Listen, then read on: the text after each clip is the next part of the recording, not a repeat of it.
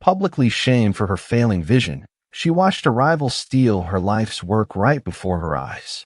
She thought the silent, intimidating man watching from the shadows was just another wealthy spectator. But that stranger didn't offer sympathy. He made one phone call and bought her entire world. She hadn't been rescued. She had just been acquired by the city's most obsessive and ruthless mafia boss. The air in the Elysian archives was a tapestry woven from dust and ancient secrets, heavy with the scent of decaying parchment and the ghosts of forgotten scholars. Dr. Alara Vance breathed it in, a familiar, comforting suffocation. Her thick, unfashionable glasses often slipped down her nose, perpetually smudged with ink or the fine grit that seemed to permeate every surface of the sprawling Gothic structure. She wore the dust like a second skin, a uniform of quiet desperation. The archives itself was a monument to neglect. Once a beacon of knowledge, its towering shelves, carved from dark, formidable wood, now sagged under the weight of time and apathy. Rain streaks marred the grime-coated stained-glass windows, turning the vibrant hues into murky, weeping shadows. Here, in the forgotten corners of the city, where ambition clawed at modernity, Elysian stood as a testament to a grandeur no one remembered, a purpose no one valued anymore. Alara felt a profound kinship with it. She, too, was a fading light in a world rushing blindly forward. Her world revolved around the silent hum of the old server, the whisper of turning pages, and the relentless, unforgiving march of a secret she guarded with every fiber of her being. Her fingers, usually stained a delicate blue-black from the old grimoires she meticulously digitized, trembled almost imperceptibly as she adjusted the magnification on her screen. The ancient script, curling like forgotten smoke across brittle vellum, shimmered at the edges of her vision. A familiar, sickening wave of panic washed over her. Not now. Please, not now. She blinked hard. The letters swam, then coalesced, but the peripheral blur was undeniable. It was a phantom, a whisper of static at the edges of her sight, growing bolder with each passing week, each demanding hour spent hunched over delicate texts. Retinitis pigmentosa. The doctor had delivered the diagnosis with a cold, detached precision of a grim reaper. A rare genetic condition, incurable, progressive. Her world, which was already defined by the intricate dance of symbols and texts, was slowly, irrevocably shrinking. She was losing her sight, piece by agonizing piece. The shame of it was a lead weight in her gut. How could a scholar, a specialist in ancient languages, admit to being blind? The word felt like a death knell. Her identity, her very essence, was tied to her ability to see the past, to decipher the unseen. To reveal this vulnerability would be to invite pity, to invalidate her life's work. She couldn't afford pity. Not when the archives, her only true family, her only anchor, hung by a thread. Her routine was a rigid dance of deception. The extra-large monitor, the specialized software, the magnifying glass always at hand, the meticulous memorization of her workspace. Every detail was a silent battle waged against the encroaching darkness. She learned to anticipate, to compensate, to pretend the world was as clear as it once was. But the effort was exhausting, a constant, draining performance. Every tremor of her hand, every hesitant step in a dimly lit corridor was a silent scream. Dr. Vance, the voice thin and reedy, belonged to Mrs. Gable, the last remaining part-time administrative assistant, whose own vision had dimmed with age, albeit from a far less cruel affliction.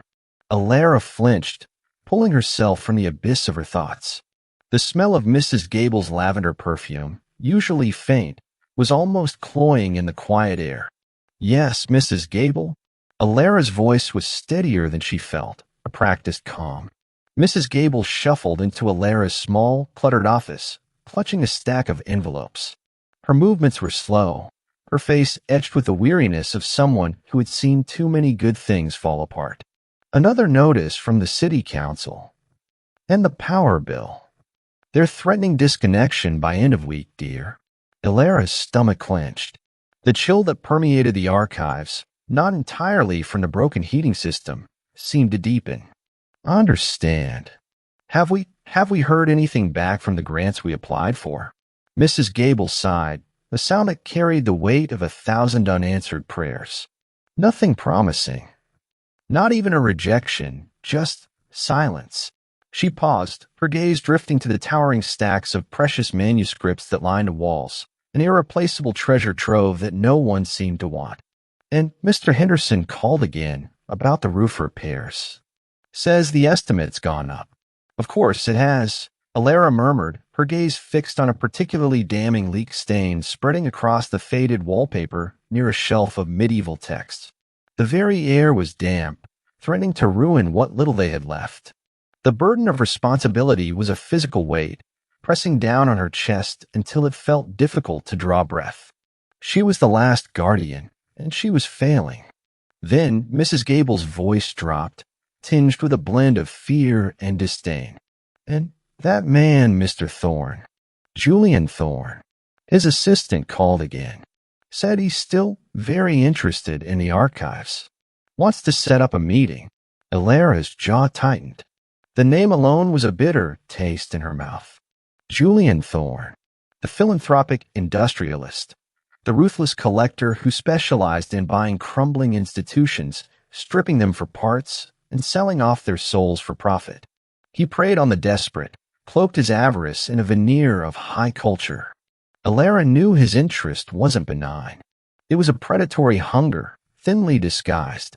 He didn't care about preserving history. He cared about owning it, then dissecting it. Tell his assistant I'm unavailable, Mrs. Gable, Alara said, her voice sharper than intended. Permanently unavailable. Mrs. Gable gave a small, defeated nod. I'll try, dear. But he sounds insistent. Like a dog with a bone. She hesitated, then her gaze softened, seeing past Alara's facade to the exhaustion beneath. You should go home, Dr. Vance. Get some rest. You've been here all night again. Alara offered a weak smile. Oh, well, just one more page. After Mrs. Gable left, the silence in the archives pressed in, amplified by the faint drip of water from the ceiling onto a bucket Alara had placed earlier. She leaned back in her creaky chair, the scent of old paper and despair clinging to her. Her eyes burned, a dull ache behind the thick lenses. Or he was circling, a shark scenting blood in the water. She was the only one standing between him and the utter destruction of Elysian.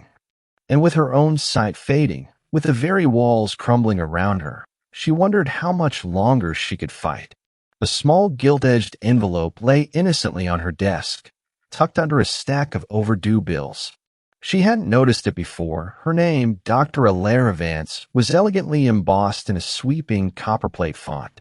It was an invitation, formal and imposing, for the annual Heritage Gala, a glittering affair where the city selite mingled, ostensibly to celebrate cultural preservation.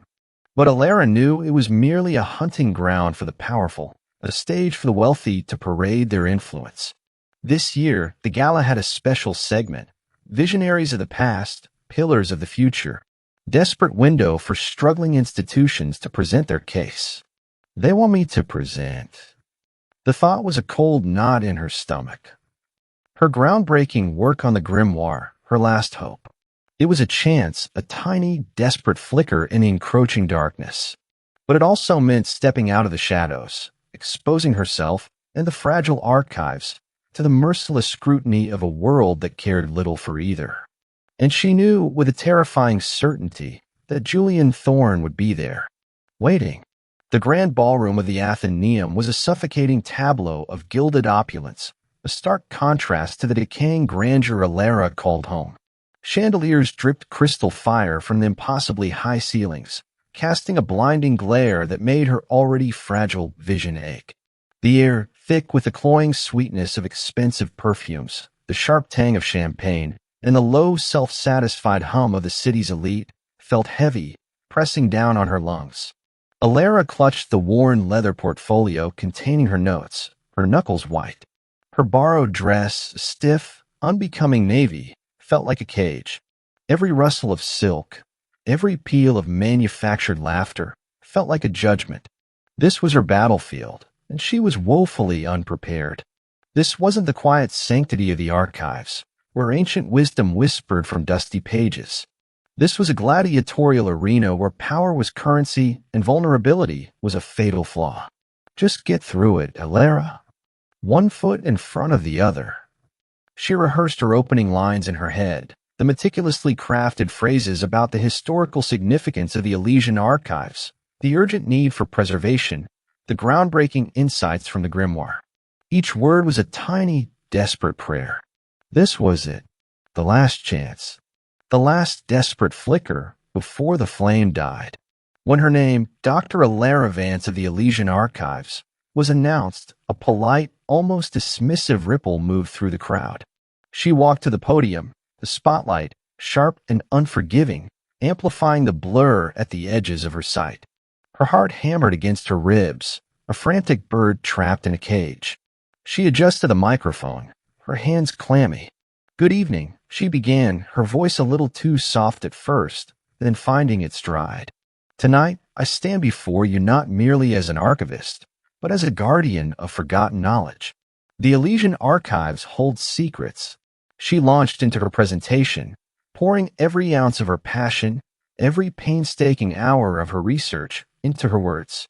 She spoke of the grimoire, of its intricate symbols, and the hidden knowledge of ancient engineering it contained, a testament to human ingenuity lost to time. She saw a few faces in the front row nod, a flicker of genuine interest. Hope, fragile and terrifying, began to bloom in her chest. Maybe, just maybe, they would see. Maybe they would care. Then a voice smooth as polished steel and utterly devoid of warmth sliced through the air. "Forgive my interruption, Doctor, but I believe you're presenting a rather fanciful interpretation of what are, at best, esoteric superstitions." Julian Thorne. He emerged from the periphery, a sleek, predatory shadow in a tailored obsidian suit. His smile, bright and artificial, didn't reach his eyes, which glinted with cold amusement. He was everything Alara was not: polished, charming, undeniably powerful, and utterly ruthless. Alara's breath hitched. Her carefully constructed composure fractured. "Mr. Thorne, with all due respect, my research is grounded in rigorous linguistic and historical analysis. These aren't superstitions. They are complex schematics, veiled in symbolism." "Complex, indeed," Thorne interjected, stepping closer, his voice carrying an insidious edge. He picked up a magnifying glass from the table beside the podium, a prop from Alara's own display. He held it up, not to the ancient text, but to Alara's face, making a show of peering through it.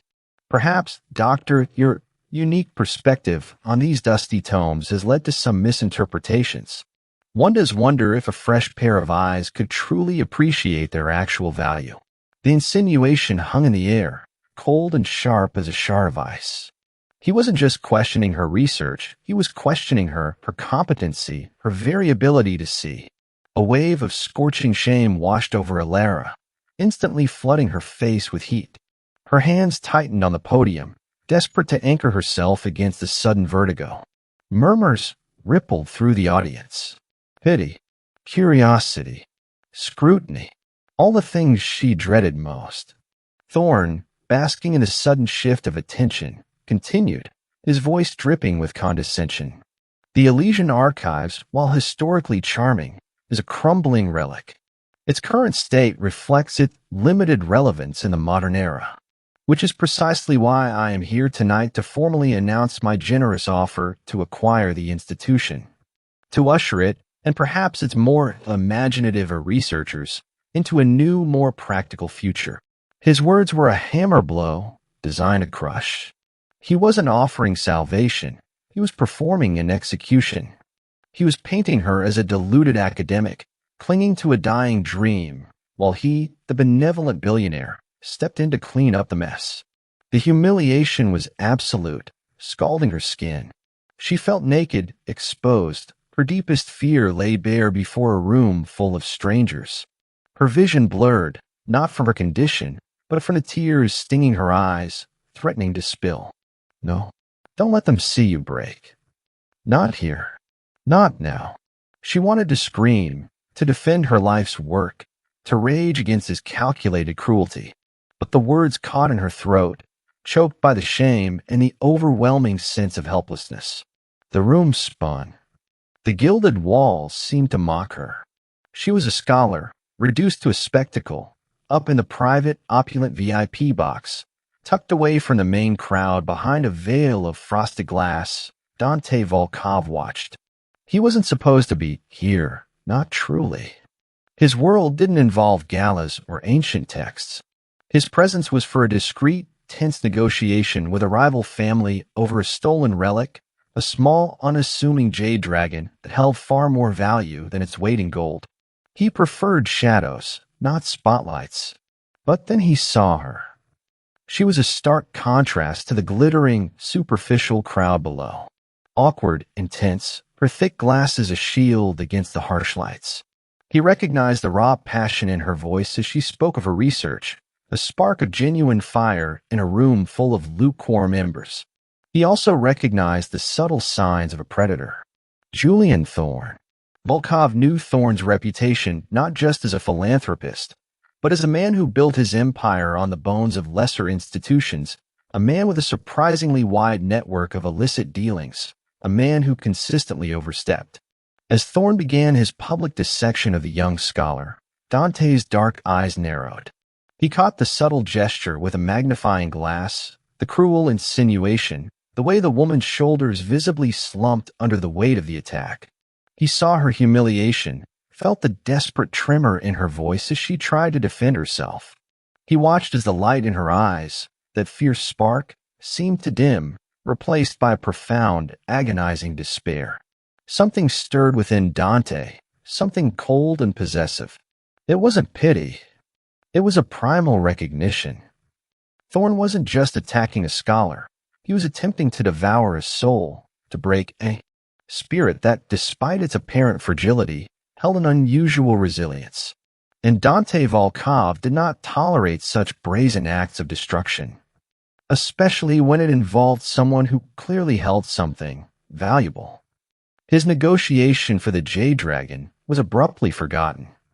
The rival family head, a nervous man named Sal Marconi, watched as Volkov's gaze remained fixed on the scene below, a terrifying stillness settling over his powerful frame. The low murmur of the crowd, the tinkling of ice and glasses, all faded into irrelevance. Alara was stumbling off stage, her face a mask of shame, trying to disappear into the velvet anonymity of the room. Thorne, triumphant, followed, cornering her near a towering display of fragile porcelain vases, his voice a low, insistent hiss, clearly pressuring her to accept his offer. Enough. Dante moved. He rose from his seat in the VIP box, his dark suit absorbing the light, his presence a sudden, undeniable force. He nodded to his two silent, imposing men, who instantly melted into the throng below, positioning themselves. Sal Marconi watched, pale and trembling, as Dante, without a word, walked out, leaving the Jade Dragon negotiation hanging in the suffocating silence. He descended the grand staircase with a predatory grace, his presence parting the chattering crowd like a hot blade through butter. The murmurs died down, replaced by a ripple of uneasy whispers as people recognized the imposing figure. Dante didn't waste a glance on them. His gaze was fixed solely on the woman in the ill-fitting navy dress, who now looked utterly broken, trapped by Thorne's oily persuasion. Mr. Thorne, Dante's voice was a low rumble, resonating with an authority that silenced the entire corner of the ballroom. It carried a dangerous undercurrent, the unmistakable sound of a man who commanded, not requested. Thorne turned, his confident smile faltering as he recognized Dante. Fear, raw and unadorned, flickered in his eyes. Volkov. Pleasure. I was just discussing charitable acquisition with Dr. Vance here. Dante ignored Thorne completely, his gaze piercing Alara. He saw the residual shame, the nascent despair. He saw the fragile hope that had been so brutally extinguished. A cold fury, slow and absolute, ignited within him. It seems, Dante said, his voice flat, emotionless, yet utterly lethal. You are bothering a lady, Mr. Thorne. A lady whose intellect far outstrips your crude attempts at acquisition. He pulled out his phone, a sleek minimalist device, and held it to his ear. The movement was casual, but the unspoken threat was immense. Give me my acquisition team. I want the Elysian archives. Every last page. Every last brick. Secure it immediately. And ensure Dr. Vance is well compensated for her efforts. Double whatever this pathetic excuse for a man was offering.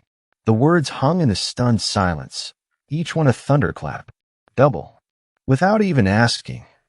The sheer audacity, the effortless display of unimaginable wealth and absolute power was breathtaking. Thorne's face, usually so composed, went ashen. His jaw slackened. The humiliation he had just inflicted on Alara was now reflected back at him 1,000-fold. The crowd, frozen in disbelief, began to whisper, not with pity, but with a palpable, terrified respect for the man who had just bought an entire institution with a single phone call. Alara stared, her eyes wide, tears finally spilling, mingling with the sting of confusion and a terrifying, unwelcome spark of something akin to. He hadn't just saved the archives, he had claimed it. And with it, her. Was this rescue, or was this a possession? The weight of his sudden, overwhelming presence was intoxicating and terrifying. Her world, just moments ago a desolate, fading landscape, had just been ripped apart and rebuilt by a single, dangerous man. And she had no idea what kind of cage she had just stepped into. The first thing Alara registered was not the harsh clang of an alarm or the familiar chill of her own Spartan apartment, but the impossibly soft press of silk against her cheek. A scent clean and faintly masculine, sandalwood and something sharp, like crushed mint, permeated the air, a stark contrast to the musty comfort of the archives. Her eyelids fluttered open, struggling against a lingering haze, only to be met by a dazzling expanse of muted gold and cream. This wasn't her world. Not a single particle of dust, not a single overflowing bookshelf graced this space. The ceiling soared, an architectural marvel of recessed lighting that bathed the room in a gentle, almost ethereal glow. Sunlight, filtered through sheer, gossamer curtains, poured across polished marble floors, reflecting off sleek, minimalist furniture that looked more like art installations than functional pieces. A tremor ran through her. She sat up, the duvet, impossibly light yet warm, falling away to reveal a pristine white nightgown, soft as a cloud. Not her own. Panic, cold and sharp, began to claw at her throat. The last coherent memory was the searing shame of the gala, Julian Thorne's cruel sneer, the burning tears, and then Dante Volkov. His voice a low rumble of absolute authority, cutting through the din. His pronouncement, I want the Elysian archives. Every last page, every last brick. And then an almost gentle hand on her elbow, guiding her, the dizzying rush of a car. And then nothing. He bought it. The realization hit her with the force of a physical blow, stealing the air from her lungs. He bought the archives. Her work. Herself. The thought was a bitter, suffocating taste in her mouth. She had been rescued, yes, but at what cost? She, Alara Vance, Dr. Alara Vance, the fiercely independent guardian of forgotten knowledge, now found herself utterly beholden to a man who bought institutions with the same casual indifference others bought coffee. She was no longer a scholar, she was property. A valuable acquisition. Disorientation clung to her like a shroud. Her glasses, usually the first thing she reached for, were nowhere in sight. The room was a beautiful, indistinct blur, and the vulnerability of it prickled her skin. She fumbled on the bedside table, her fingers tracing smooth, cold glass, then a small, exquisitely carved wooden box. Inside, folded neatly, were her own glasses, gleaming, and beside them a single deep crimson rosebud, its petals still dewy. A strange, unsettling offering. You're awake, the voice. Low, resonant, a current of calm power that rippled through the luxurious silence. Dante Volkov. He stood in the doorway, framed against a backdrop of sweeping cityscapes visible through floor-to-ceiling windows. He wore a dark, impeccably tailored suit, a stark contrast to the faded opulence of the archives, a uniform of stark, unyielding modernity. His dark hair was slicked back, revealing sharp, almost predatory angles to his face.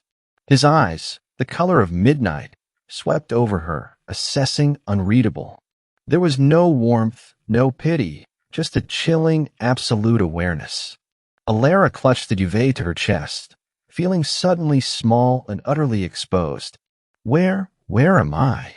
Her voice was hoarse, unfamiliar. My penthouse, Dante replied, stepping fully into the room. He moved with a quiet, lethal grace, like a jumble cat in its natural habitat.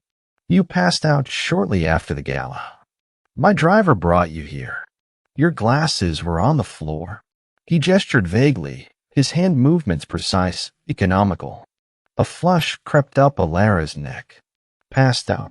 How utterly humiliating. And the archives, she demanded, pushing past the embarrassment. What have you done with the archives? Dante stopped at the foot of the bed, his presence dominating the vast space. Done? I acquired them. As promised. His tone was devoid of emotion, a simple statement of fact. Legally. Julian Thorne's offer was accepted, then immediately superseded. He attempted to counter, but his financial entanglements, which my team was swift to uncover, made further negotiation untenable. Financial entanglements. The euphemism hung in the air, heavy with unspoken threats. Dante hadn't just bought the archives. He had, in a single brutal move, dismembered Thorne's carefully constructed facade. A shiver, part fear, part grudging admiration, traced its way down Alara's spine. This man was dangerous.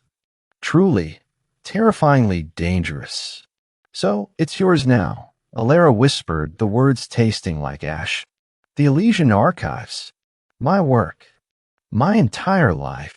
Dante's head tilted slightly, a subtle, almost imperceptible movement that nonetheless conveyed absolute authority. Yes, it is. But I have no intention of destroying it. Or your work. Quite the contrary. I have plans for the Elysian archives. Grand plans. He paused, his dark gaze piercing, as if trying to see into her very soul.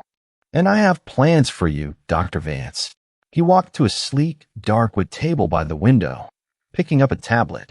This is not a charity case, Alara. You are a valuable asset. Your expertise, your unparalleled knowledge of those grimoires, they are a unique resource. And I acquire unique resources. He turned, his voice a smooth, silken trap. I'm offering you a position. Full directorship of the Elysian archives, complete autonomy over your research, unlimited funding for restoration and digitization, and a salary that will ensure you never have to worry about a roof over your head or a utility bill again. Alara stared, her mind reeling. Unlimited funding? Autonomy? It was everything she had ever dreamed of, everything she had fought for. But it came from him. From a man who had shown up, bought her life's work, and now offered it back to her, gift wrapped in a gilded cage. What's the catch? She asked, her voice trembling. What do you want? A faint, almost imperceptible smile touched Dante's lips, a chilling flash of something predatory. Catch? No catch. Only terms. You continue your work. You prioritize the digitization of the grimoires. You advise me on all matters concerning the archives. And you do so under my patronage. Which means, effectively, you work for me. You reside here, where my security can ensure your well-being. And you inform me of your movements. Reside here. The words echoed, loud and clear, in the vast, silent room. He wasn't just offering her a job. He was offering her a gilded prison. He wasn't just protecting the archives. He was claiming her. There was no choice. Not really. He had taken her independence, wrapped it in silk sheets, and presented it as a gift. The safety he offered was intoxicating, a seductive whisper against the fear that had been her constant companion. But the control, the absolute, undeniable control. I can't just move in here. Alara protested, a desperate flicker of defiance. I have my own apartment. My own life. Dante's eyes hardened, a subtle shift that sent a shiver down her spine. Your apartment is no longer secure. Julian Thorne is not a man who accepts defeat gracefully. He will retaliate. And you, Dr. Vance, are now inextricably linked to my interests, to my property. The possessive emphasis was unmistakable, a brand seared onto her very soul. Here you are safe, under my direct protection. Elsewhere, I cannot guarantee it. He didn't need to elaborate. The unspoken threat, the subtle reminder of the dangerous world he inhabited, was far more potent than any explicit warning. She knew Thorne's vindictiveness. She knew Dante's power. She was caught between two dangerous currents, and only one offered a semblance of safety, however costly. So it's not a choice then, Alara whispered, the fight draining out of her. Some choices are made for you, Dante said, his voice softer, but no less absolute. This is one of them. For your own benefit, of course. He walked to the window, gazing out at the sprawling city below, a king surveying his dominion. My staff will bring your belongings from your apartment. They are discreet. You will want for nothing. Your research will flourish. Your work will be immortalized. And you, Alara Vance, will finally be free to pursue your passion without the constant threat of ruin. He turned back, his dark eyes meeting hers across the vast, luxurious room. Welcome to your new life, Doctor.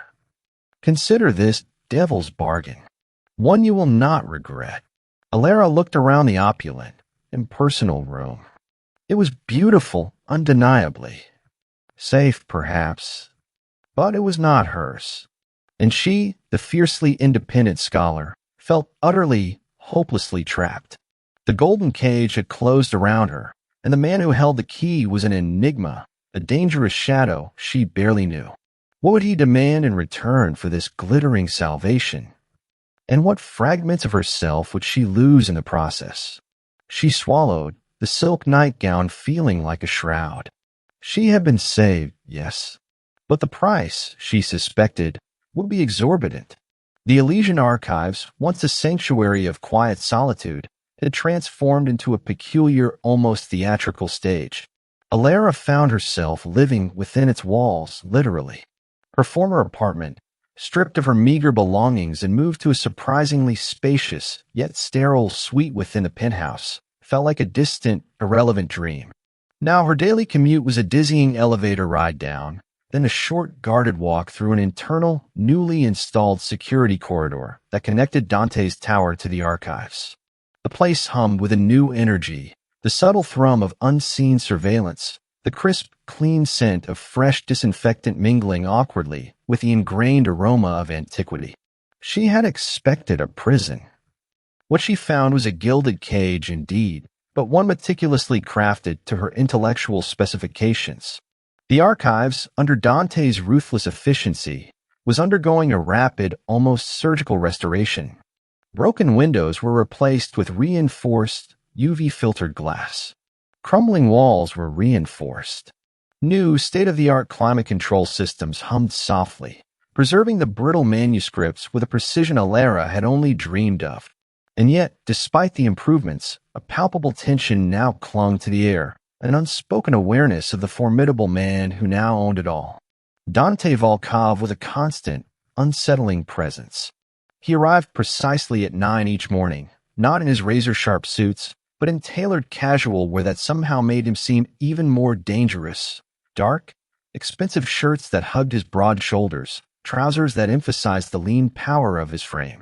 He moved through the hallowed halls like a silent predator, his footsteps barely audible on the newly polished floors. He didn't hover, didn't dictate, but his presence was a palpable weight, constant awareness that tightened the muscles in Alara's shoulders. She would be hunched over her digitization station, meticulously scanning a fragile, illuminated text from the Grimoire collection, when a subtle shift in the air, a faint whiff of sandalwood and mint, would signal his arrival. She never heard him approach, only felt him. Her spine would stiffen. Intense, unwavering focus that felt both intrusive and strangely captivating. He watched her hands, her brow furrowed in concentration, the way her lips moved silently as she deciphered an ancient script. She was a specimen under a microscope, and he, the collector, was studying his prize. One afternoon, she was struggling with a particular grimoire, its vellum pages so brittle they seemed to disintegrate at a touch, the ink so faded that the intricate diagrams were almost invisible even with her strongest magnifying glass. The overhead lights, though new and bright, cast a harsh glare that made her eyes ache. She blinked, rubbed her temples, the blur at the edges of her vision becoming more aggressive. A frustrated sigh escaped her lips. Suddenly, a shadow fell over her workstation. She stiffened. The lighting is insufficient. Dante's voice, low and resonant, vibrated through the quiet space. Before she could protest, he reached past her, his long fingers brushing dangerously close to her arm. A jolt, sharp and electric, shot through her. He adjusted a flexible arm lamp she hadn't even noticed, angling its beam directly onto the page, but with a softer, diffused glow. The ancient script, still challenging, suddenly gained clarity, the delicate lines of the diagrams emerging from the faded background. Alara stared, utterly blindsided. It was such a small thing, so subtle. No command, no overt assistance, just a quiet observation and an immediate, effective solution. "Thank you," she managed, the words feeling foreign and awkward on her tongue. Dante merely gave a curt nod, his gaze flicking from the grimoire to her face, then back to the page. Precision is paramount for such delicate work. He lingered for a moment, his presence unervingly close, before melting back into the shadows of the stacks. It wasn't the only instance. He had a preternatural ability to anticipate her needs. A new ergonomic chair appeared in her office one morning. A specific, rare linguistic dictionary she'd mentioned needing, a volume long out of print, materialized on her desk the next day. He never asked if she wanted these things, never drew attention to his acts of quiet care. They simply were. Each small gesture chipped away at her ingrained suspicion, replacing it with a bewildering mix of gratitude and growing unease. Who was this man? This dangerous, ruthless billionaire who treated her passion with such reverence? The blur in Alara's vision, however, was becoming harder to hide, even from herself. The meticulous dance of her daily deception was growing more frantic. She squinted often, subtly tilting her head, relying more on touch and peripheral cues. She would accidentally bump into a cart or misplace a small tool, her movements becoming fractionally more hesitant. Dante, with his sharp, observant eyes, missed nothing. He was a man trained to see what others tried to conceal. He noticed the way her fingers hesitated before grasping a specific volume, the way her eyes, behind the thick lenses, sometimes seemed to search rather than see. He observed her subtle head tilts, the almost imperceptible narrowing of her gaze when trying to focus on fine print. He watched her bring a document impossibly close to her face, then quickly pull it away when she thought no one was looking. One chilly afternoon, as the late autumn light faded outside the newly cleaned windows, Alara was working on a complex cipher in the grimoire. Her mind was racing, connecting ancient linguistic patterns, but her eyes were burning, the letters on the screen blurring into an indistinguishable swirl. She squeezed them shut, a quiet groan escaping her lips. "Are you in pain, Dr. Vance?" Dante's voice, startlingly close, made her jump. He was standing beside her, heavy leather-bound folio in his hands, his sense suddenly potent in her space. Alara's heart hammered. She forced a smile, a pathetic shield. "Just a headache." Too many hours staring at tiny script. Dante leaned closer, his dark eyes unwavering, piercing through her flimsy excuse. He didn't need a magnifying glass to see the truth. He saw the faint tremor in her hands, the strained set of her jaw, the barely controlled panic that flickered in her gaze. "Your vision is failing," he stated, not as a question, but as a quiet, chilling declaration. Alara froze, her carefully constructed world crumbling around her. The air in her lungs felt suddenly thin, suffocating. Shame, hot and potent, surged through her veins. He knew. He knew. She had been so careful, so secretive, but this man, this stranger, had seen right through her. The exposure was devastating. "Ah, I have a condition," she finally admitted, her voice barely a whisper, thick with the weight of her secret. "It's a progressive. It doesn't affect my ability to do my work. I compensate." The defiance in her tone was weak, hollow. Dante simply nodded, his expression unreadable. No pity, no judgment, just a cold, hard acceptance that unnerved her more than any outburst. "I see." He didn't ask further questions about it, didn't press for details. He simply absorbed the information. The conversation shifted, but the knowledge now hung between them, a new layer to the already complex tapestry of their interactions. He had seen her deepest vulnerability and hadn't flinched. The exposure was terrifying, but also disturbingly a relief. Their conversations about the grimoires deepened, becoming the true heart of their shared world. He would bring her obscure text he had acquired, ancient maps, forgotten treatises, and she, in turn, would share her latest decipherments, her theories about the grimoire's true purpose. This passage, Alara explained one evening, tracing a glyph with a careful finger, describes not magic, but a complex series of hydraulic systems capable of creating immense pressure.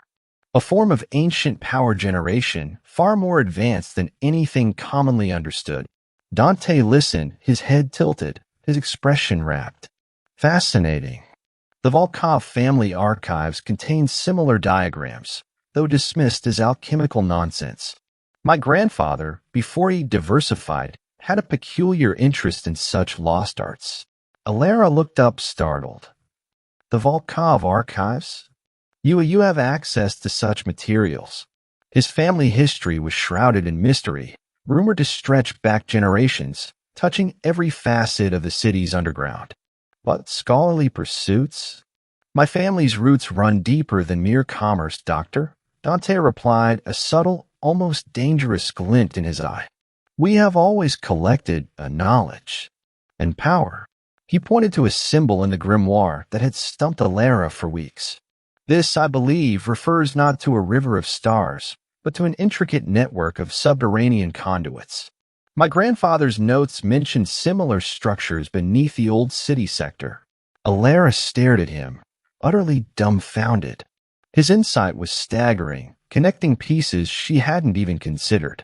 His mind, she realized, was as intricate and powerful as his empire. He wasn't just a ruthless businessman. He was a scholar, a collector of knowledge with an unexpected, almost obsessive reverence for the very things she dedicated her life to. The intellectual connection was intoxicating, a spark that ignited a dangerous curiosity within her. The initial tension between them, born of fear and suspicion, began to dissolve, replaced by a delicate, fragile harmony. She found herself anticipating his arrival each morning, caught between apprehension and a strange, undeniable pull. He was a dangerous man, a predator in a world she barely understood. But he saw her. He understood her work. And in a way no one else ever had, he was quietly, meticulously caring for her. The golden cage, she realized, was becoming disturbingly comfortable. The whispers in the stacks were no longer just the rustle of ancient pages. They were the nascent stirrings of something far more complex, far more dangerous between them. She was falling slowly, irrevocably, into his orbit. And she wondered, with a terrifying fascination, just how deep that gravitational pull would take her. The fragile peace that had settled over Alara's gilded cage shattered with the abrupt brutality of a porcelain vase striking marble.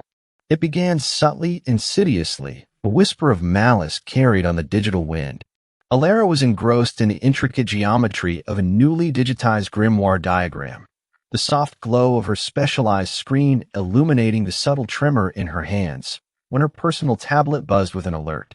It wasn't Dante's usual discreet message, but a news notification, glaring and unwelcome.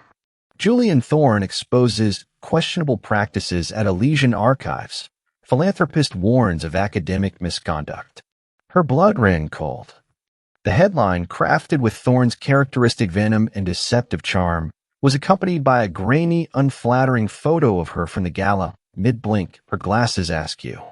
The article, scathing and meticulously misleading, accused her of fabricating historical data, of using her failing vision to justify unsubstantiated claims, and hinted at gross financial mismanagement under her previous directorship. It painted her as incompetent, delusional, and worst of all, a fraud. Panic, hot and nauseating, clawed its way up her throat. It wasn't just her reputation, it was the archives. He was tearing down everything she had fought to protect, twisting her secret vulnerability into a public weapon. Her fingers, numb with dread, scrolled further. Another article, this time from a niche academic journal, usually starved for content, openly questioned the integrity of her grimoire research, citing anonymous but highly credible sources. The carefully constructed facade of her intellectual life, her very worth, was being systematically dismantled. Her phone vibrated almost immediately. It was Mrs. Gable, her voice thin and reedy, laced with barely suppressed hysteria. "Dr. Vance. Oh, Dr. Vance, it's dreadful. The city council, they've frozen our operational accounts, citing irregularities from our previous fiscal reports. And the donation pledges we had from the gala, they've all been rescinded. Mr. Thorne's people are spreading such awful rumors." Alara clutched the phone, her knuckles white.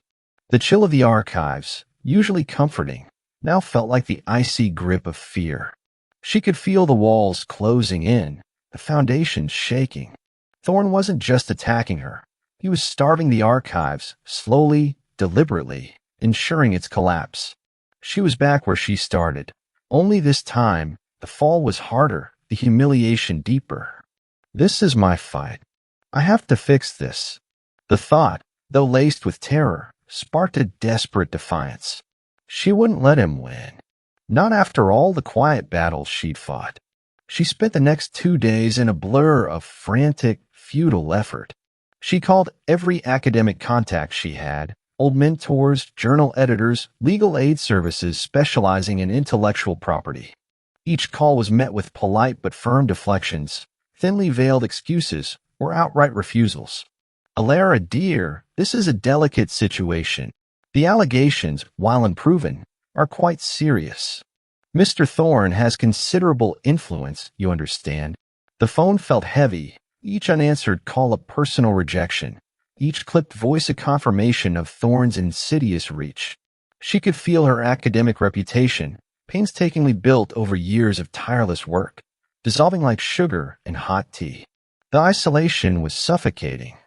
Even her once loyal colleagues, fearing Thorne's long shadow, abandoned her. The stress amplified her greatest fear. The blur in her vision became more pronounced, a relentless, insidious creep. She squinted, struggling to read the fine print of legal documents, the words swimming into indecipherable patterns. The world, already cruel, seemed determined to steal her last remaining tool, her sight. Despair, cold and heavy, settled in her bones. She was trying to fight a ghost with bare hands, and the ghost was winning. Dante Volkov didn't ask about Thorne's retaliation. He simply knew. Alara hadn't breathed a word to him, clinging to a desperate, irrational hope that she could contain the wildfire herself. She spent her days huddled in her office, the door often closed, her movements tense, her eyes red-rimmed from exhaustion and unshed tears. The faint scent of her usual lavender and old paper was now tinged with a sharper, more desperate note. Dante observed her from his usual vantage points, a silent sentinel in the labyrinthine stacks. He saw the subtle changes, the way her hand trembled when she poured her tea, the new, almost imperceptible hesitation in her step, the way she clutched her head as if warding off an invisible attack. He watched as she made her furtive phone calls, the despair deepening with each one. One evening, he found her staring blankly at a blank screen, her glasses pushed up on her forehead, tears streaming silently down her face. She looked utterly broken, a shattered scholar amidst the very knowledge she was meant to protect. Dante stepped into the room, his presence a dark, unyielding force. Alara flinched, startled, quickly wiping her eyes. "Mr. Volkov," she began, her voice tight. I can assure you, despite recent events, my work at the archives remains uncompromised." Dante ignored her strained platitudes. He walked directly to her desk, picking up a discarded newspaper with Thorne's damning headline. His dark eyes scanned the article, then flicked to her face. His gaze was cold, assessing, devoid of pity, but with an underlying current that Alara couldn't quite decipher. "Julian Thorne," he stated, his voice flat, "is a rat. A cornered rat." He tossed the newspaper back onto the desk. "You attempted to handle this yourself." It wasn't a question. Alara's chin lifted, a flicker of her old defiance. "It is my reputation he is attacking. My work. It is my property he is attacking," Dante countered, his voice suddenly sharp, cutting through her protest. "And by extension, you. You are now a part of my interest, Alara. And I do not allow my interest to be compromised." Before Alara could respond, he pulled out his phone. The movements were economical, precise. He spoke in rapid, clipped Russian, his voice a low, dangerous rumble. Alara only caught fragmented words. Thorne asset forfeiture, shell companies, liquidate, by morning. A cold dread seeped into Alara's bones. She didn't understand the exact words, but she understood the tone, the implicit command. He wasn't calling a lawyer. He was issuing an order. An order for destruction. The next morning, the news channels were alight, not with stories of Alara's alleged misconduct, but with a sudden, catastrophic implosion of Julian Thorne's empire. His philanthropic foundations were revealed to be elaborate shell corporations. His investment portfolios were exposed as thinly veiled fronts for illegal asset transfers and money laundering. His carefully constructed network of influence crumbled with breathtaking speed. Banks froze his accounts, not due to irregularities, but due to undeniable, irrefutable evidence of fraud. His partners abandoned him. His carefully acquired institutions, built on debt and manipulation, were seized. Alara watched a news report on a small, discreet television in the archive's newly renovated lounge. The anchors, usually so composed, stammered with disbelief as they reported on the sheer scale of Thorne's downfall. His face, usually so smug, was now plastered across the screen, pale and terrified, as he was escorted from his lavish downtown office building in handcuffs. A strange, complex cocktail of emotions churned within Alara. A profound sense of relief, so overwhelming it almost buckled her knees. The suffocating weight of fear lifted. Thorne was gone. Her name, the archives, was being quietly cleared as the real scandal unfolded. But beneath the relief, a deeper, more unsettling emotion blossomed: terror. Dante Volkov stood in the doorway, a silent specter, watching her. His face was impassive, his dark eyes betraying nothing. He hadn't lifted a finger directly. He hadn't made a single public statement. He had simply spoken a few words into a phone, and an entire empire had been reduced to ashes. It was cold. It was ruthless. It was utterly terrifying. He was a force of nature, a silent, unseen hand that could destroy with casual indifference. He was everything she had ever feared in a man: absolute power, wielded without visible effort, without apparent conscience. Yet he had done it for her. To protect her. To protect his property. "He won't bother you again," Dante stated, his voice a low, final pronouncement. "Nor will he bother the archives." Alara looked at him, her heart thumping against her ribs. Fear warred with a perverse sense of awe. She should be repulsed by such brutality, by the sheer, unbridled power he commanded. But all she felt was safe. Utterly, irrevocably safe. He was a monster, yes, but he was her monster. And he had just purged the serpent that had poisoned her world. The cost, she knew, was her continued entanglement with him. She had witnessed the darkness firsthand. The raw, untamed power he wielded was both alluring and deeply unsettling. She was protected, yes, but by a man who moved in shadows, whose methods were brutal and absolute. Her internal compass, usually so clear, spun wildly. Was she truly safe, or merely trading one cage for another, albeit a far more glittering and dangerous one? A knock on the archive's reinforced front door, jarringly loud in the sudden silence, made them both turn. Dante's gaze sharpened, his posture subtly shifting. Alara's own blood ran cold. It wasn't a casual visitor. It was an urgent, insistent series of raps, too aggressive for a delivery, too familiar for a stranger. Before Dante could move, a voice, laced with frantic desperation, echoed through the thick wood. "Alara, open up. It's Mrs. Gable. He's here. Thorn, he's outside. And he has a gun." Mrs. Gable's frantic cry echoed through the archives, a sudden, piercing shriek of terror that tore through the fragile quiet. "Alara, open up. It's Mrs. Gable. He's here. Thorn, he's outside. And he has a gun." The words hit Alara like a physical blow, stealing the air from her lungs. Her blood ran cold, fear coiling in her gut, sharp and venomous. Thorn. Even after Dante's brutal dismantling of his empire, the rat was still snarling, more dangerous now in his desperation. She instinctively recoiled, a gasp escaping her lips, her gaze snapping to Dante. Dante, however, remained unnervingly still.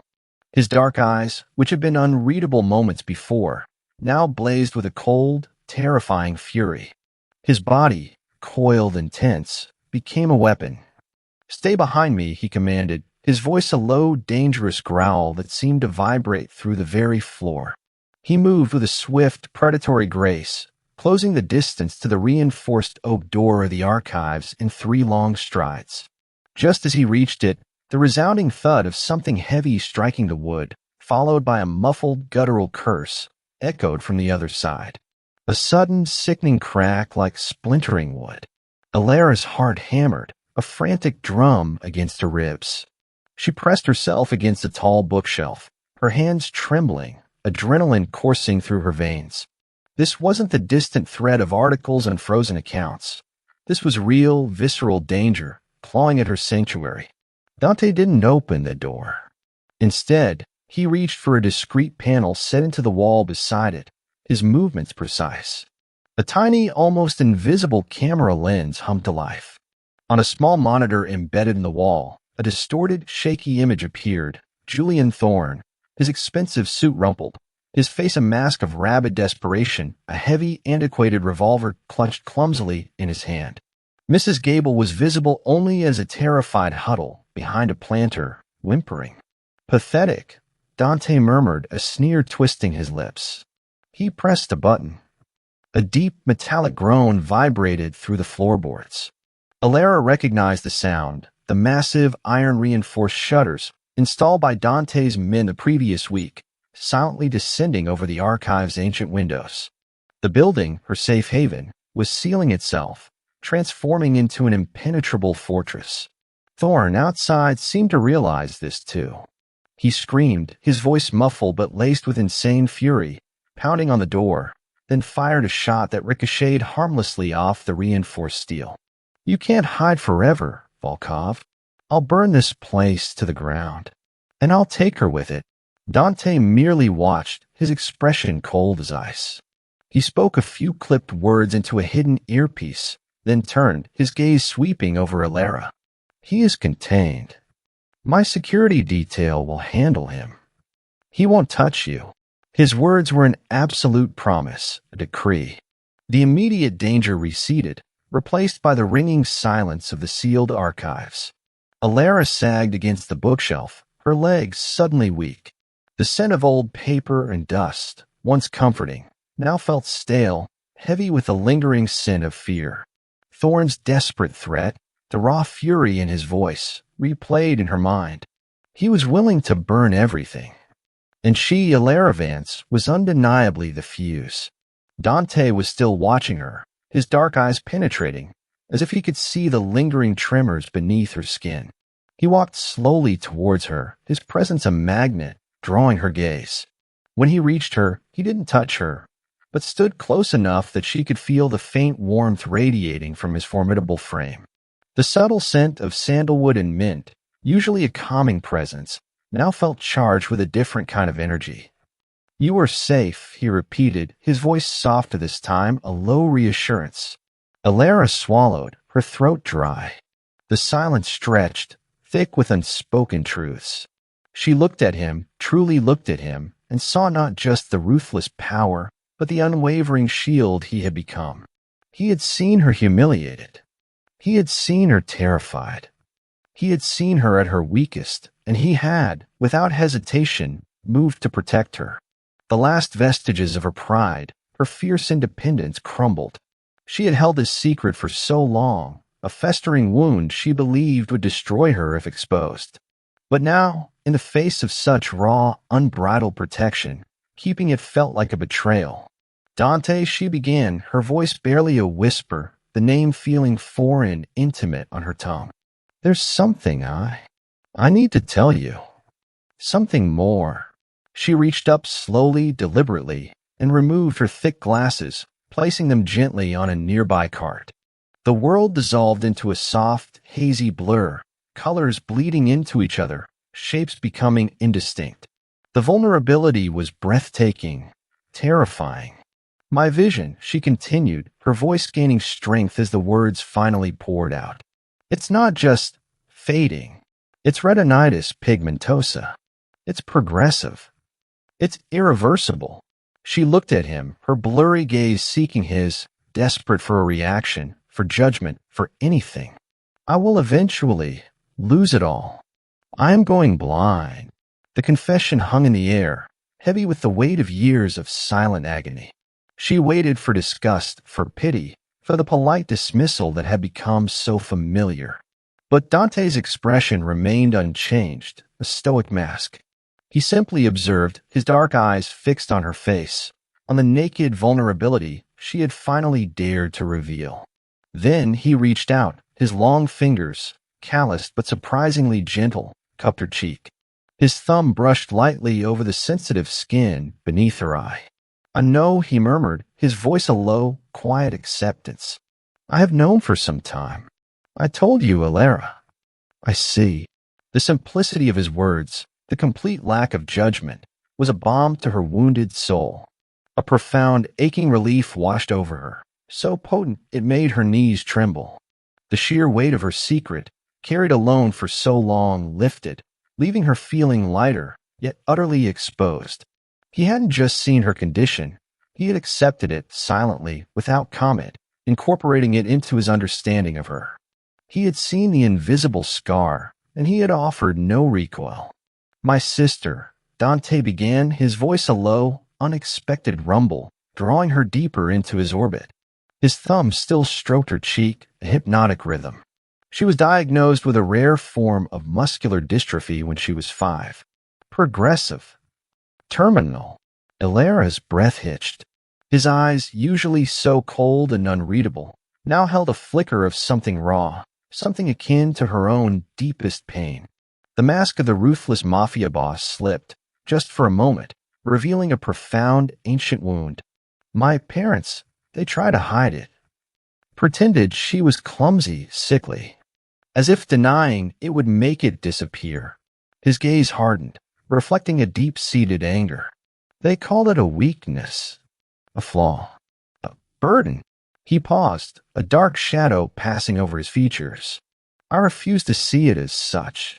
I saw her strength, her fierce defiance. I learned to anticipate her needs, to protect her from a world that would have broken her spirit, just as Thorn tried to break yours." His voice dropped, thick with a hidden emotion Alara couldn't quite name. "I built an empire, not just for power, but for her. To ensure she was always safe, always protected. From weakness, from burdens, from judgment." He was speaking of a vulnerability far deeper than his ruthless exterior allowed, a past trauma that explained not just his possessiveness, but the driving force behind his formidable empire. He hadn't just seen her scars. He had revealed his own, a silent pact of shared vulnerability. He was not just a protector. He was a man forged by loss, by an unyielding need to shield what he cherished. The air between them crackled with a new intimacy, born not of physical closeness, but of shared understanding, of two wounded souls recognizing a kindred spirit. Alara, still without her glasses, saw him more clearly than ever before. He was not just a dark, dangerous force. He was a scarred man, driven by a primal need to protect. Days bled into weeks, a blur of intense research and a growing, undeniable connection. They worked side by side in the archives, often late into the night. The grimoire, with its intricate ciphers and veiled knowledge, became their shared obsession, a silent language through which their bond deepened. One evening, they were poring over a particularly complex section, a series of astronomical charts layered with symbolic runes that had resisted all Alara's attempts at deciphering. Her vision, even with her glasses, strained against the minute details. She sighed in frustration, rubbing her temples.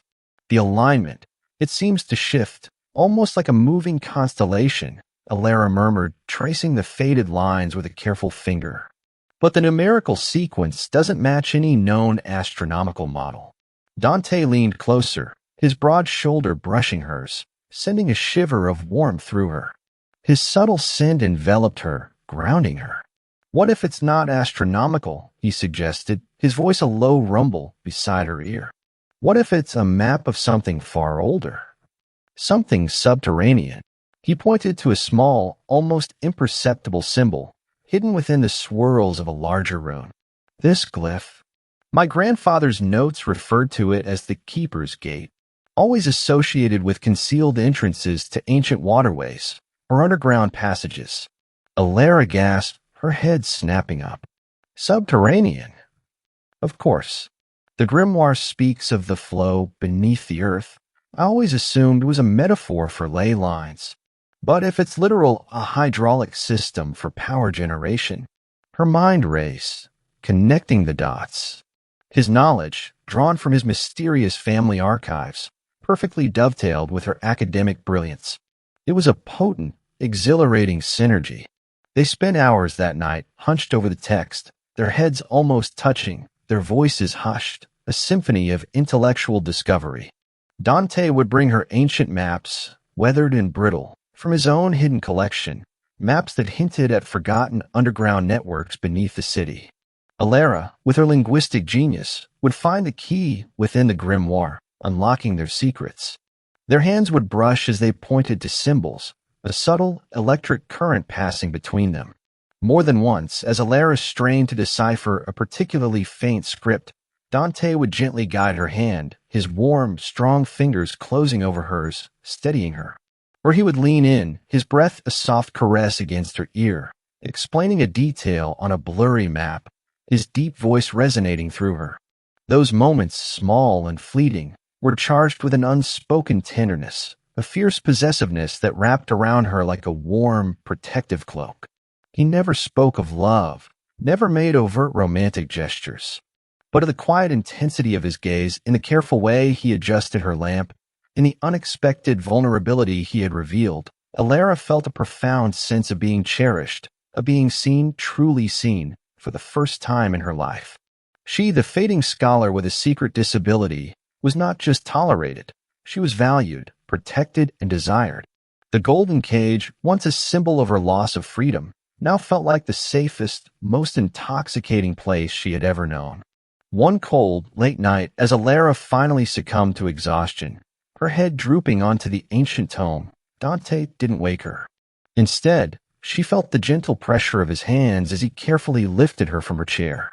He carried her through the silent, cavernous archives, her head resting against his strong shoulder, the scent of sandalwood and mint filling her senses, utterly safe in his embrace.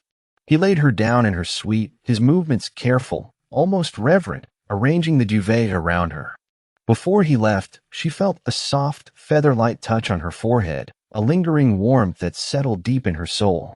She knew, with a certainty that transcended logic, that she was falling. falling for the ruthless Mafia boss, for the man who saw her scars and offered his own, for the collector who hadn't just bought her world, but had become her world. But a faint tremor of unease still stirred within her. She was safe, yes, but entangled. And the whispers of her heart were growing louder, drawing her closer to a danger she was beginning to crave.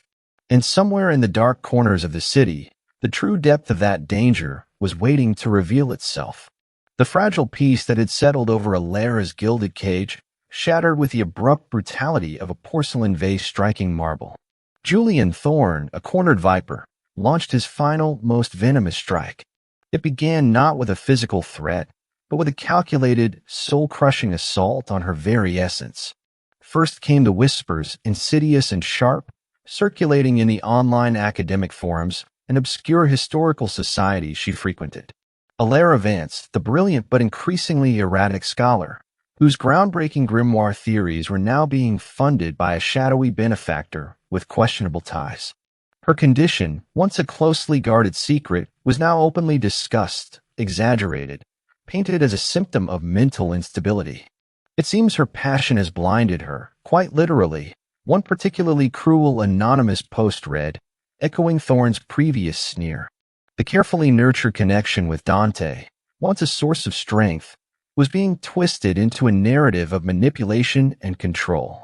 Then came the official notice, delivered with grim formality by Dante's chief legal counsel. The Elysian Archives was facing an immediate, forced auction. A dormant lien Thorne had secretly placed years ago, a booby trap only now activated, had been triggered by a consortium of his former creditors. The auction was set for later that week. And the crown jewel of the sale, Alara's meticulously researched grimoire, now publicly lauded for its newfound potential market value. Alara stared at the documents, her hands trembling.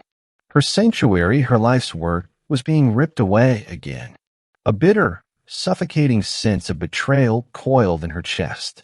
Had Dante truly been so careless? Or worse, had he always intended to eventually monetize her discoveries? The gilded cage suddenly felt like a trap, tightened around her. How could this happen? Alara demanded, confronting him in his office. The room felt cold, stark, reflecting the sudden chill in her heart. A loophole, he admitted, his voice low, clipped. An oversight. It will be remedied. Remedied? Alara's voice rose, raw with fear and a burgeoning sense of profound disillusionment. By forced auction? My entire life is being paraded as a commodity. And you, with all your power, with all your protection, you couldn't stop this. His cold, pragmatic detachment sliced through her like a knife. He saw it as a tactical maneuver, not a profound, personal desecration. The intimacy they had shared, the quiet understanding, the whispered vulnerabilities, it all felt like a lie. Had he only revealed his scars to gain her trust? Was she truly just another asset in his vast collection? The day of the auction was a cold, blustery morning that mirrored the storm in Alara's soul. The grand ballroom, the very site of her previous humiliation, was again filled with the city's elite, a predatory glitter in their eyes. Dante sat beside her, his presence a formidable, unyielding wall, but one that now felt like a barrier, not a shield. The auctioneer began. Items from the archives were paraded before the hungry crowd. Each call of sold felt like a physical wrench tearing a piece of her heart. Then the grimoire. Her grimoire. Suddenly, a voice amplified by hidden speakers boomed through the ballroom. Ladies and gentlemen, before we proceed, I believe Dr. Alara Vance has a few personal details she neglected to disclose. Julian Thorne.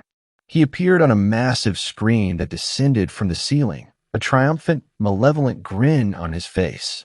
He was broadcasting from a secure, hidden location. It seems our esteemed Dr. Vance is quite literally a blind scholar, Thorne sneered. The screen then flashed, not with Thorne's face, but with magnified, grainy images of Alara's old medical records, complete with a diagnosis of retinitis pigmentosa. Photos of her struggling to read, squinting, bumping into objects, taken without her knowledge, without her consent. The room erupted in gasps and shocked whispers. The humiliation was absolute, scalding, 1,000 times worse than before. Her deepest, most guarded secret was now a public spectacle, weaponized against her. Her career, her reputation, her very sense of self, shattered into a million irreparable pieces. The world, already a hazy blur, seemed to spin violently. Alara gasped, a choked sob escaping her lips. She would have crumpled to the floor if Dante hadn't gripped her arm, his fingers like steel bands. But Alara didn't see his protective rage. All she felt was the agonizing sting of betrayal. He knew her secret. And now, at the precise moment of her ultimate vulnerability, he had allowed this to happen. The memory of his confession, his shared vulnerability, now felt like a cruel deception. She ripped her arm from his grasp, a desperate, irrational surge of defiance.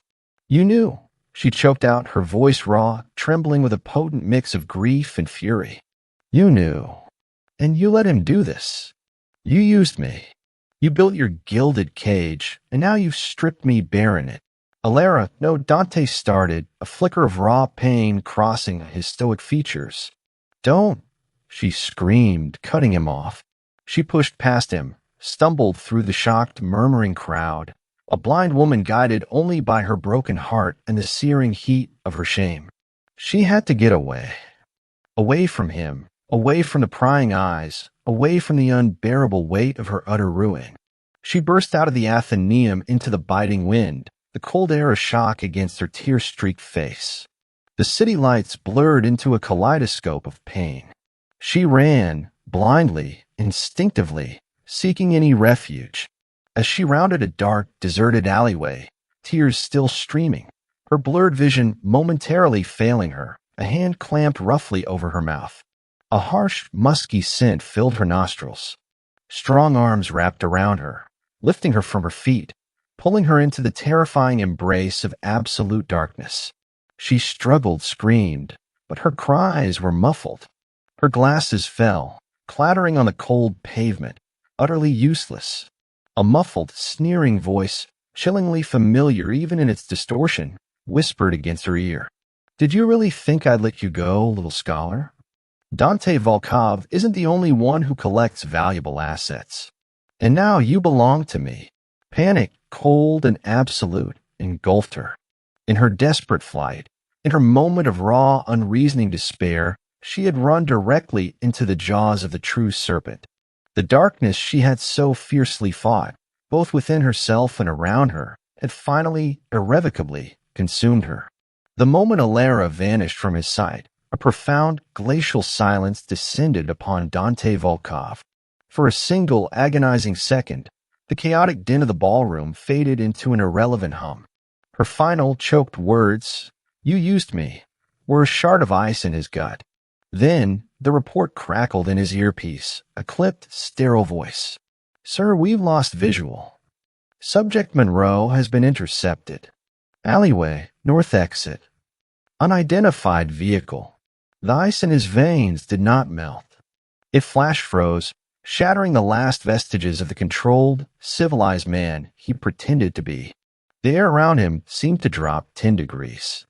Dante's hands clenched, into fists so tight the knuckles turned a stark, bloodless white. His eyes, once dark and unreadable, became black, bottomless pits of pure, unadulterated rage. He rose, his movement a fluid, lethal motion. He didn't shout. Shouting was for men who needed to be heard.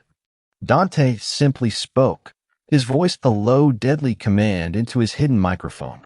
"Lock down the city. Every port, every bridge, every private airfield. Find him, and bring me what is mine, unharmed." The emphasis was a vow, a promise of apocalyptic retribution. "Or burn this city to the ground looking." The hunt began. Dante became the apex predator leading the charge, moving through the panicked ballroom and into the back of a black armored SUV that was more a mobile command center than a vehicle. Inside, screens glowed, displaying a dizzying array of schematics, traffic grids, and facial recognition software. His city, the intricate web of power and influence he controlled, was now a weapon aimed with lethal precision. His men, ghosts in dark suits, materialized across the city, their efficiency terrifying. "We have them, sir," a voice crackled through the comms. Broadcast signal from the auction was triangulated. "He's holed up in the old Argent Steel warehouse district. His first failed venture." The irony is poetic. Dante's lips curled into a humorless, terrifying smile. Poetic justice is about to be served. The warehouse stank of rust, decay, and stagnant water. Alara was bound to a heavy metal chair, the rough ropes biting into her wrists, the coarse gag in her mouth tasting of dust and despair. Her glasses were gone, leaving the world a terrifying, indistinct blur. Thorn, no longer the suave billionaire, paced before her, a cornered, rabid animal, a heavy, antiquated revolver clutched clumsily in his hand. "He thought he could take everything from me." Thorn spat, his voice a high, unhinged whine. "But he forgot about you, my dear doctor. His most valuable asset. His weakness." Then a sound, or rather a lack of it. A profound, unnatural silence descended upon the warehouse. A shadow detached itself from the deeper darkness of the main entrance. Dante Volkov. He stood there, a specter of death in a flawless suit alone, but filling the vast space with an aura of absolute, terrifying power. Thorn, Dante's voice was a low, conversational rumble that nonetheless echoed off the metal walls. Thorn jumped, spinning around. "Volkov, so glad you could make it. Here to watch the show." He shoved the gun against Alara's temple. She flinched violently, a choked sob escaping past the gag. Dante's eyes, fixed on the gun against Alara's skin, narrowed into slits of pure obsidian. He took a slow, deliberate step forward. "You made a fatal miscalculation, Julian. You believed she was my weakness." He took another step. "She is not. She is my purpose." He paused. "And you touched what was mine." In a blur of motion too fast for the eye to follow, Dante moved. Thorn, panicked, fired a shot that went wide, screaming off a metal beam. Before he could fire again, Dante was on him. There was no struggle. It was a dismantling. The sickening crack of bone echoed through the warehouse as Dante broke Thorn's wrist, the gun clattering uselessly to the floor. Thorn screamed. Dante's hand clamped around his throat, lifting him effortlessly, pinning him against a rust-streaked pillar. The violence was not chaotic. It was brutally efficient, a masterclass in controlled rage. A swift, precise blow to Thorn's knee shattered it. Another scream, this one choked off by Dante's tightening grip. He leaned in, his voice a chilling whisper. "You tried to take her life. You tried to humiliate her. You tried to break her." He slammed Thorn's head against the pillar, a dull, wet thud. "Now you will know what it is to be truly broken." He dropped Thorn, a crumpled, whimpering heap, to the floor. Then the storm passed. The raging fury in Dante's eyes receded, replaced by an intense, singular focus. He turned to Alara. He approached her not as a conqueror, but as a penitent. He pulled a small, sharp knife from his jacket and, with hands that were now impossibly steady, sliced through the ropes binding her wrists and ankles. As the last rope fell away, Dante paused, a silent offering of space. Then, slowly, he reached out and gently pulled the gag from her mouth. She gasped, drawing in a ragged breath. Her blurry gaze found his. You came," she whispered, her voice raw, broken. "Always," he replied, his voice thick with an emotion she had never heard before. He knelt before her, his large frame suddenly seeming vulnerable. He gently took her trembling hands in his. "I have you, Alara. You are safe now. The dam broke." Sobs racked her body, born of terror, of relief, of a profound, overwhelming sense of salvation. She saw it now, the pain in his eyes when she'd accused him, the unadulterated fury that had been unleashed not for a stolen asset, but for her. She launched herself forward, out of the chair and into his arms, clinging to him as if he were the only solid thing in a world that had dissolved into chaos. He caught her, his arms wrapping around her, crushing her against his chest in a desperate, possessive embrace. He buried his face in her hair, inhaling her scent, grounding himself in the reality of her, safe and alive in his arms. She could feel the thunder of his heart against her ear. "You are mine," he murmured against her skin, the words a possessive, unbreakable vow. "And I protect what is mine. Always." He lifted her into his arms, and with the broken form of Julian Thorne whimpering at his feet, he carried her out of the darkness and back into his world. The days that followed were a quiet blur of healing, cocooned in the sterile, silent luxury of Dante's penthouse. The world outside, with its jagged edges and harsh realities, ceased to exist.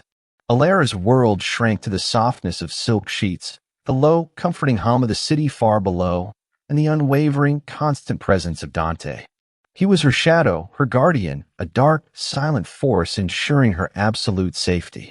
A private physician, a woman with discreet, gentle hands and eyes that asked no questions, attended to the bruises on her wrists and the deeper, invisible tremors of trauma.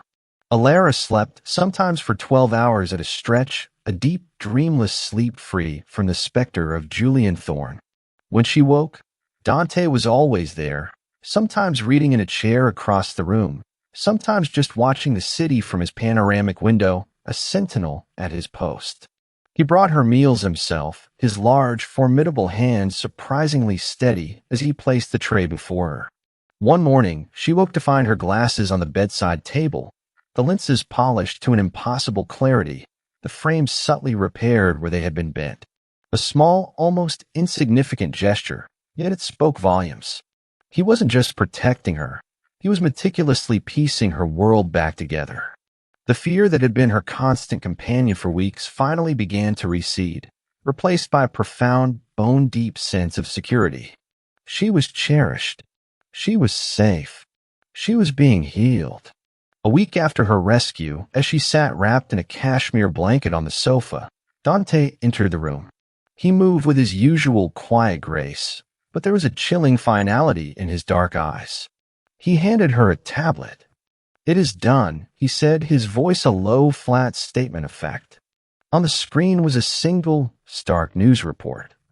Industrialist Julian Thorne pronounced dead in apparent boating accident. The article was sparse on details, mentioning a sudden fire, a remote location, a body recovered that was unrecognizable. Below it, a list of his known associates, all of whom had either vanished or been arrested on unrelated, devastating charges. Alara's breath hitched. She looked up at Dante, her eyes searching his impassive face. "An accident?" she whispered, though she already knew the truth. Dante's gaze was unflinching, cold as polished steel. "He will never see the light of day again, nor will anyone who aided him. The matter is closed. Permanently. There was no apology, no justification. Just an absolute, brutal finality. He had not just defeated Thorne, he had erased him. He had ripped out the rot root and stem and burned the very ground it grew on. A shiver, not of fear, but of awe, traced its way down her spine. This was the true face of his power. Unforgiving. Absolute. In that moment, Alara understood. She was not in love with a flawed hero or a misunderstood businessman. She was in love with a predator. A monster who shielded his own with a terrifying, lethal devotion. And looking into his dark, unwavering eyes, she felt no revulsion, no desire to flee. She felt acceptance. He was a monster, yes, but he was her monster. He was the darkness that had consumed her enemies, the storm that had cleared her skies, and she could not turn away from him. "Thank you," she said, the words quiet but firm, a seal on her unspoken pact. A faint, almost imperceptible softening in his jaw was his only reply. When Alara was finally strong enough, he took her back to the Elysian archives. It was transformed. The damage from Thorne's attempted break-in was gone. The halls gleamed. New, state-of-the-art equipment hummed softly in the digitization lab. A team of restorers, the best in the world, were already at work on the manuscripts damaged by neglect. The auction had been a farce, a legal necessity Dante had been forced to navigate, and every item had been reacquired through a proxy company before the day was out. The archives was not just saved. It was reborn, stronger and more brilliant than ever, a testament to his unwavering commitment. She walked through the familiar stacks, her hand trailing over the spines of ancient books, a sense of profound hope welling in her chest. This was their sanctuary, built from the ashes of vengeance, funded by a dark empire, but dedicated to the light of knowledge. It was a paradox, a beautiful, dangerous contradiction. Just like the man who now stood beside her, his hand resting possessively on the small of her back.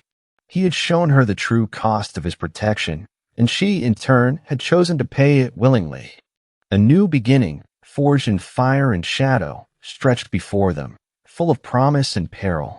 And for the first time, Alara Vance was not afraid of either. Publicly shamed for her failing vision, she watched a rival steal her life's work right before her eyes. She thought the silent, intimidating man watching from the shadows was just another wealthy spectator.